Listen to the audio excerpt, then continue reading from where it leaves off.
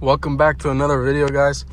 Today I'm going to be testing out the rolling anti-lag on a 2013 Infiniti G37. It's with the tune.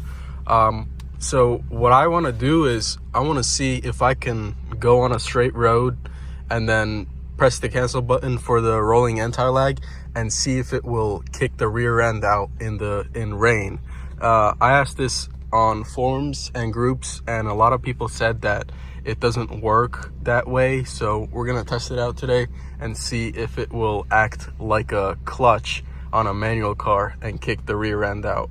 So we're gonna test this right now out here, and I might actually just flick the wheel just a little bit and then it should kick the rear end out.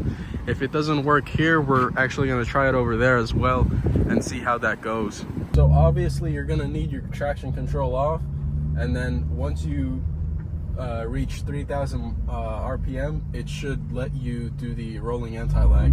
So we're gonna be going at least 20 to 30 miles an hour to actually let the feature work. So let's try it here. It's in second gear right now.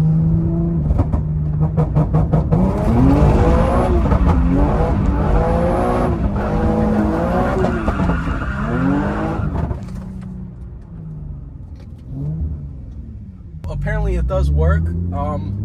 Let's go down there where we can actually hit a corner and see if it'll do the same thing, which I believe it is going to do the same thing. So here we are, second gear. I'm going to do it right now.